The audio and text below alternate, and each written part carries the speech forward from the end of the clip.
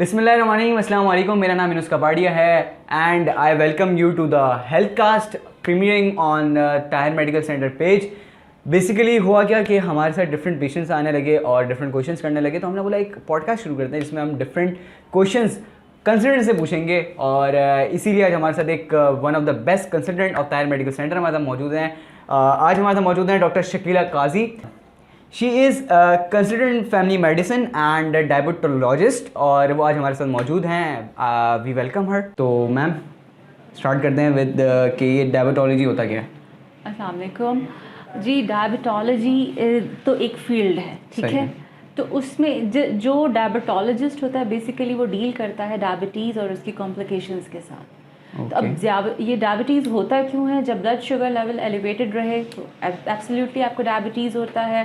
This is not concern with the health. ये बड़ों को भी होता है, बच्चों को भी होता है और उमूमन प्रेग्नेंट ख़वातीन को भी होता है।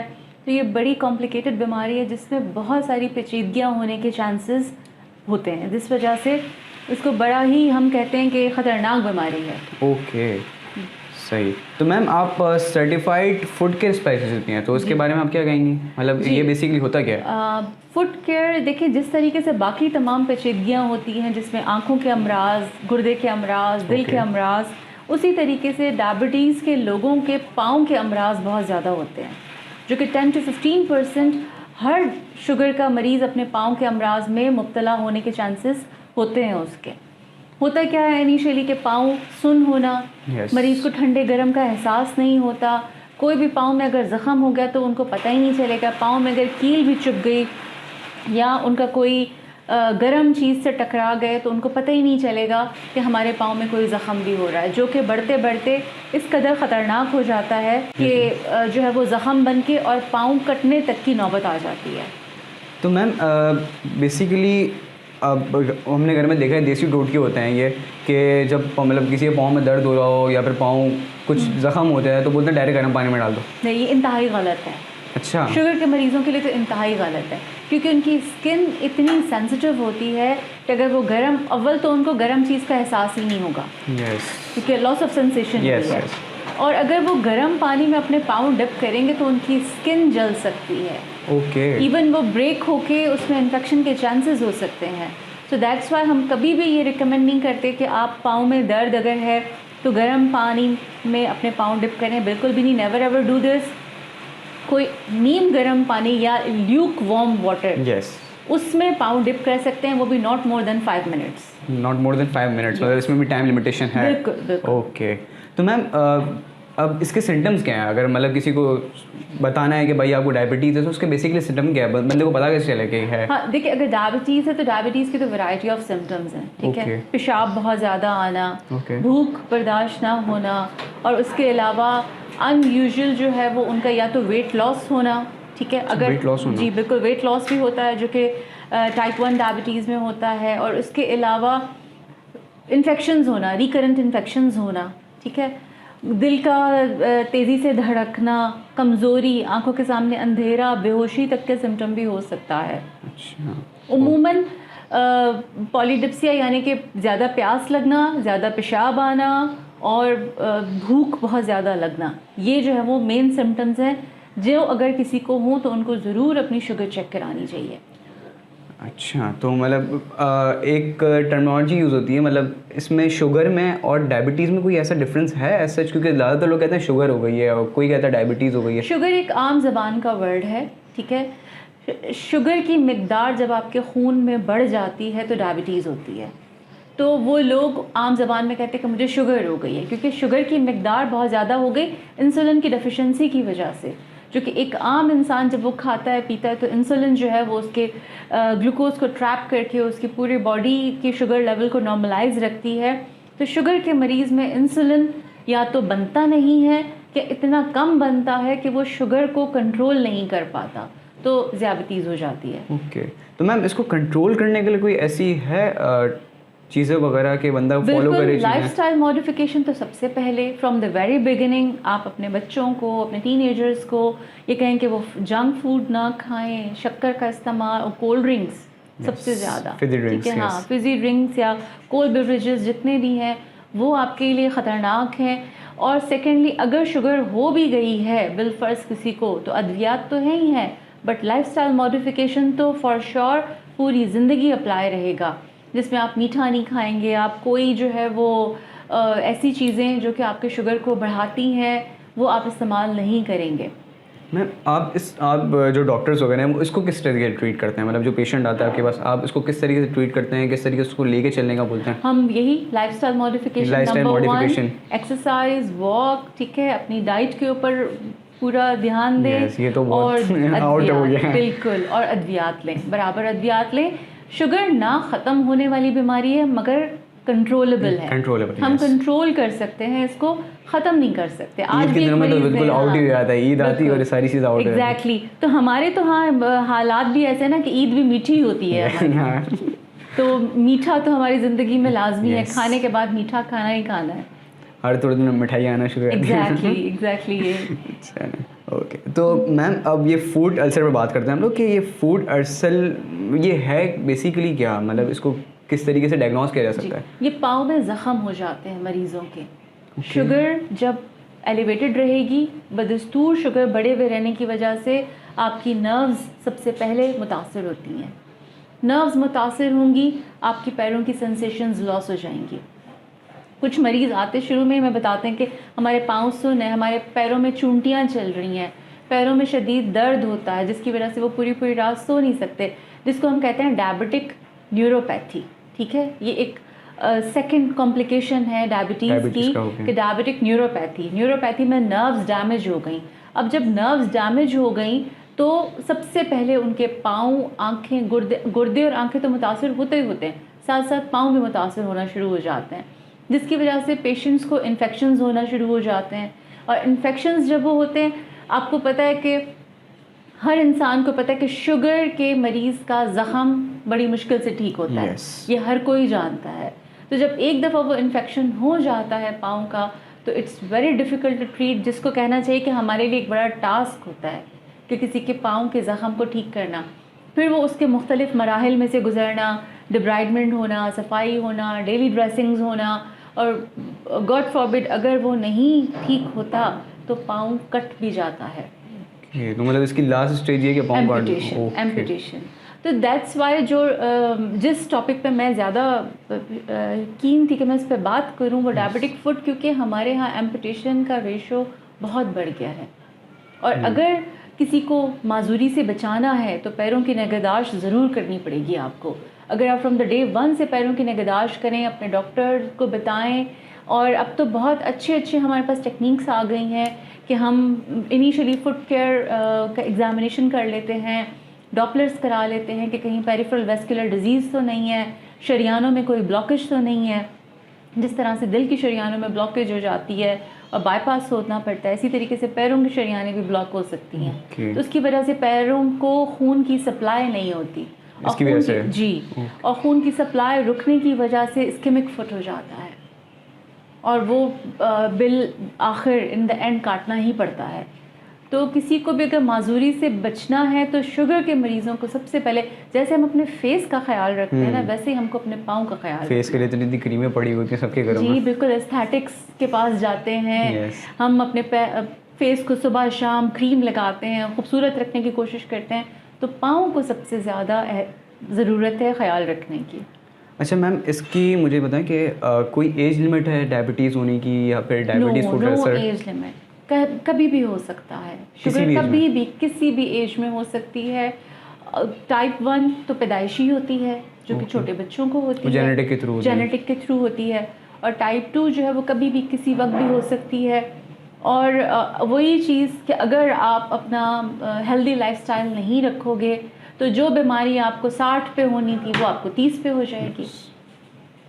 ओके, तो ma'am what is the value of treating diabetic foot ulcer, मतलब इसका क्या तरीकाकार कैसा है, कैसे आप लोग इसको? जी, फ्रॉम द जैसे हमारे पास पेशेंट आता है किसी फुट अल्सर के साथ आता है, तो हम उनको सफाई, डिब्राइडमेंट होती है, उनकी एंटीबायोटिक्स शुरू होती हैं, डेली ड्रेसिंग्स होती हैं, और साथ साथ हम उनका जो है वो उनको लाइन ऑफ ट्रीटमेंट दे रहे होते हैं कि जी किस तरीके से आपने अपने पाँव का ख्याल रखना है। इसके लिए कोई क्रीम्स वगैरह यूज़ होती है ना? No, topicals are not applied, और उनका कोई रोल नहीं है। क्योंकि काफ़ी पेशेंट्स होते हैं वो अपने पास क्रीम्स रखते हैं पैरों के लिए, पैरों पे रगड़ होते हैं बैठ के उसको। वो गलत है, वो क्रीम लगाना गलत है। आपको अगर लगाना है अपने पैरों को तो आप पेट्रोलियम जेली लगा सकते हैं, but not in between the fingers. In between the fingers आपको खुश्क रखना है, क्योंकि ज़ियाबतीस के मरीज़ों को फंगल इन्फेक्शंस बहुत जल्दी हो जाते हैं। तो फंगल इन्फेक्शंस जो होते हैं वो फिर आगे चल के और ख़तरा पैदा कर सकते हैं। तो इस वजह से आपने अपने पैरों को खुश्क रखना है, मॉइस्ट ना रहे।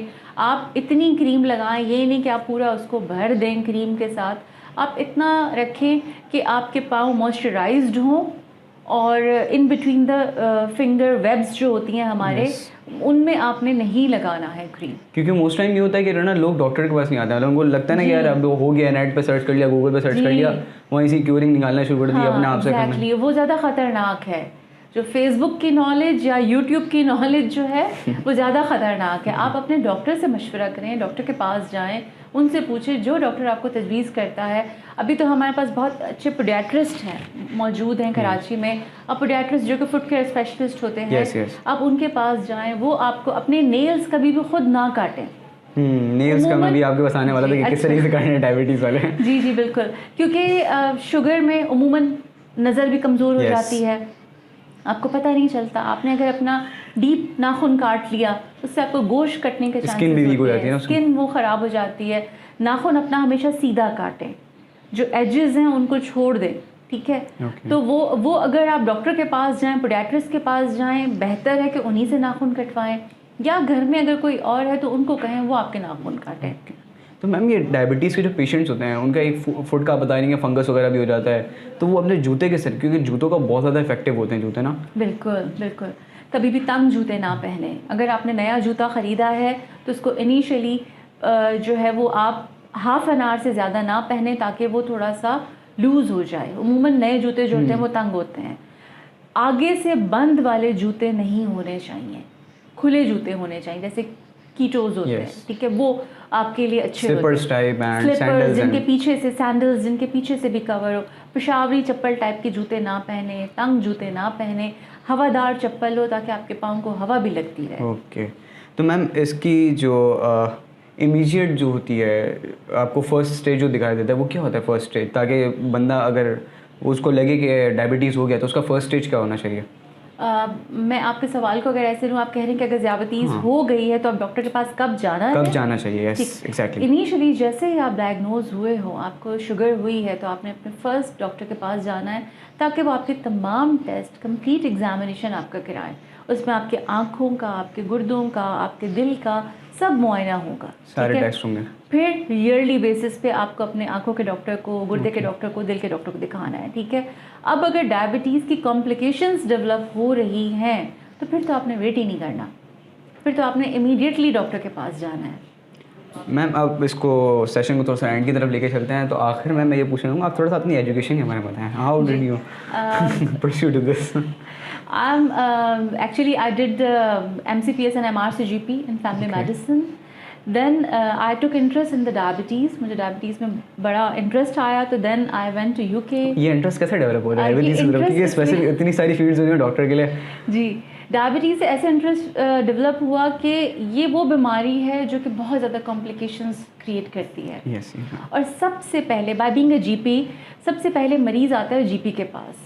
अगर जीपी के पास डायबिटीज़ की नॉलेज नहीं है तो मामला वहीं से ख़राब होना शुरू हो जाता है।